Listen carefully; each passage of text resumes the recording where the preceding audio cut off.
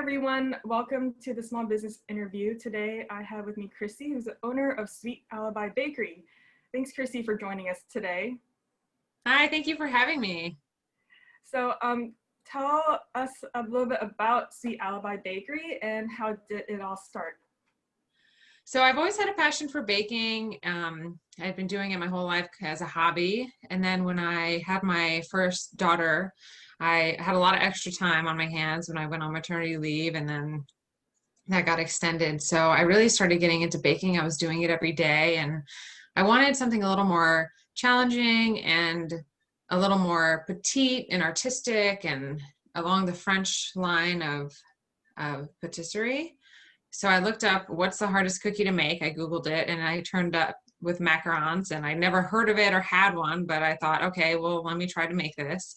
And I started attempting, and once I tried over and over again, and I just kept using different recipes, and finally I was able to get to a point where I was able to make them consistently. And then I decided, you know what, I'm really passionate about this. I want to make this a career. So that's when I started moving into trying to sell them and marketing and like farmers markets and to friends and things like that.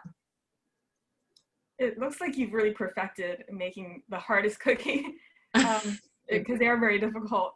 How has it been working through this year? Were there any challenges you had to overcome? Just a couple we do a lot of events and weddings. So there was pretty much everything was canceled as far as that goes. So we did take a big hit with that.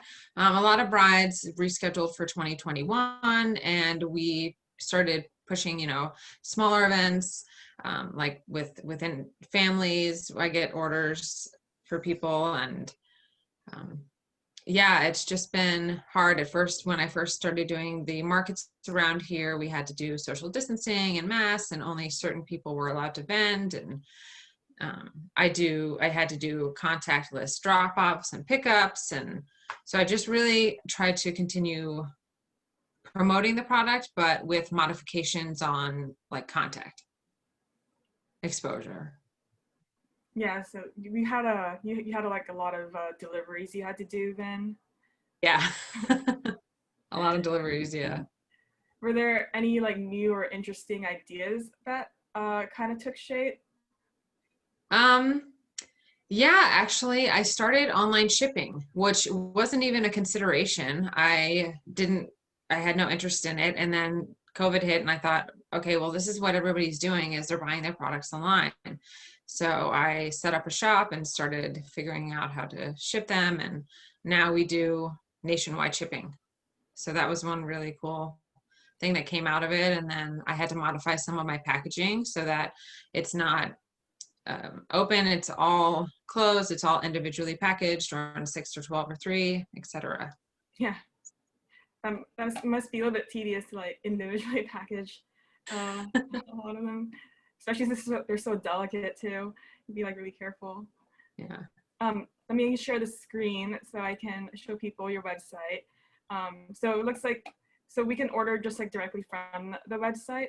Yes, that's right. Yeah, you can order from the shop, directly from the shop, or if you want to place an order and you live in Idaho, you can call me or email me and place an order that way. So I have a lot of different options on there, and if like sometimes I'll get emails if people want something different or they want to pick 4 different flavors or whatever, I can accommodate that as well. And I might as well show you everyone the Instagram because it's really pretty. Yeah. All the different designs. So yeah, we've had some smaller weddings that people have done this year. And then we didn't have quite as many restrictions as some other states, so people still did do weddings, but they just weren't as big. And yeah, some people downscale it, right? There's some individually packaged ones here. Yeah. And that was a new thing, because before I had a case where people could choose what flavors they wanted and create their own package. So I had a lot of customers come back this year and they were questioning me why can't I pick my flavors? And I said, it's just important right now to limit any exposure and not have the case open, not have the cookies exposed.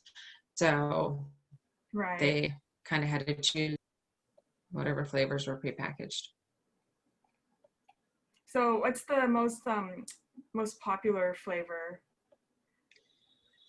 Probably, I would say the most popular is the creme brulee, the Nutella, and then we have 3 fall ones out right now that people are just going nuts for. The caramel apple, I would have to say, is the most popular fall flavor, and the pecan pie and pumpkin spice, which everyone loves. That sounds good.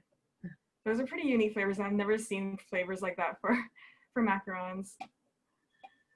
Yeah, that's one of the really great things about these cookies is that the flavor possibilities are almost endless. You can really do anything because the flavor's on the inside of the cookie, the way that I bake them at least, and the color's on the outside. So when people order, and it's order for special events or birthdays and things like that, they can pick the colors they want to go with their color theme, and then they can choose any flavor to go inside of that. Oh, cool. So it's kind of customizable. Yes, exactly. So if for new customers, I guess, what would you recommend? Which one should we start with?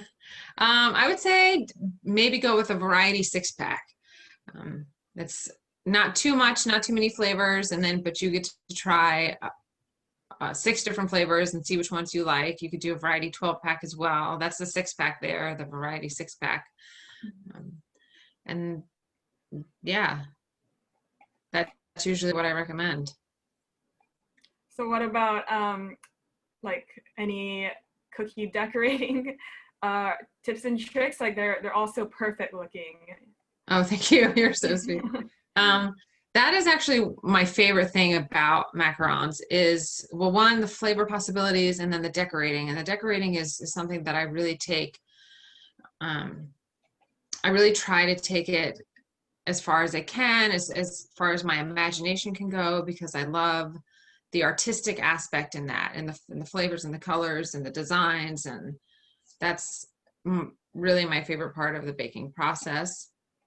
And there's lots of different things you can do. Some of the things you see, like the jack-o'-lantern faces and the bees and stuff, those are all stenciled on with food coloring, and you can use a stencil with an airbrush.